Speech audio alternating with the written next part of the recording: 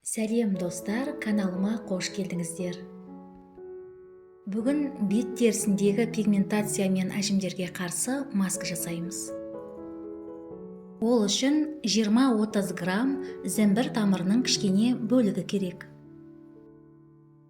Зімбірді тазалап, үкіштен өткіземіз. Зімбір терінің қартаюына қарсы тұратын антиоксиданттарға өте бай. Және беттегі безеулердің, қызарудың және қышудың алдын алады. Зімбірдің қабынуға қарсы қасиеттері тері проблемалары үшін тиімді. Үкіштен өткізілген зімбірді дәке арқылы шырынын сығып аламыз.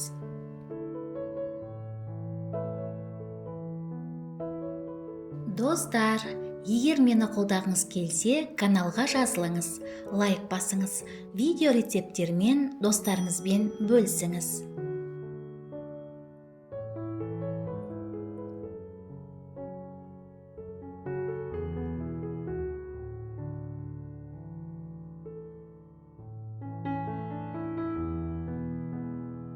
Бізге біраз қасық жүгері крахмалы керек.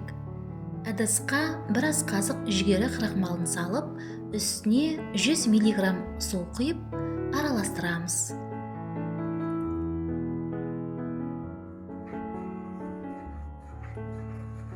Қоспаны баяу отқа қоямыз. Үздіксіз араластырып, қоюланғанша қыздырамыз. Жүгері крахмалы ботоксқа жақсы балама болып саналады.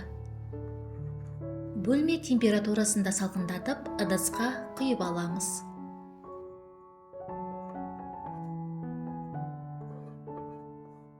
Дайын болған крахмал креміне зімбір шырынын қосып араластырамыз.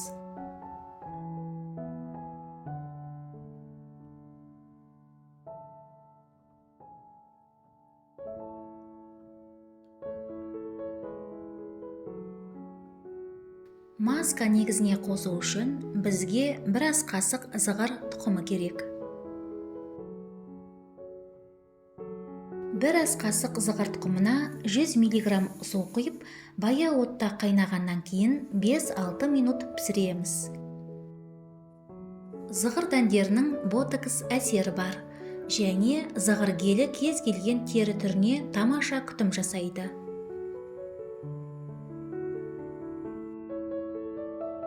Дайын болған зығырды суытамыз.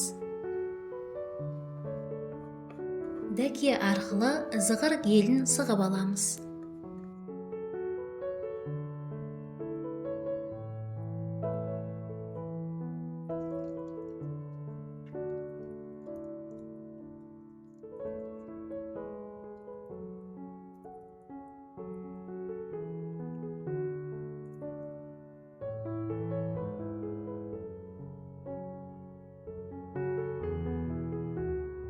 Маска негізіне шамамен 1-2 ас қасық зығыр гелін қосып араластырамыз.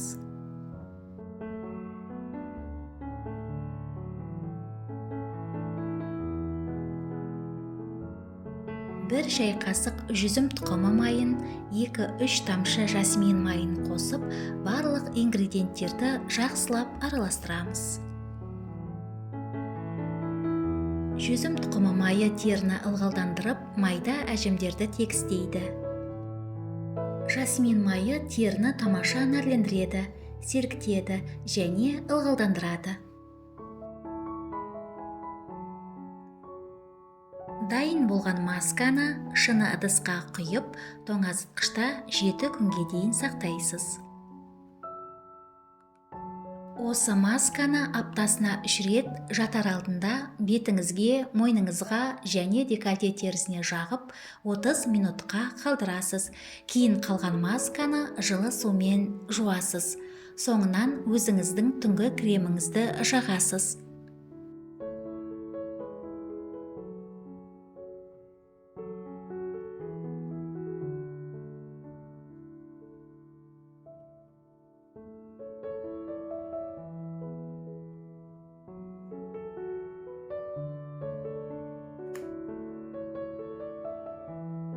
Қалған зығыр гелін қатайтатын маска ретінде қолдануға болады. шанадасқа құйып тоңазытқышта 10 күнге дейін сақтаймыз. Сізге денсаулық, жастық және сұлулық тілеймін. Келесі кездескенше.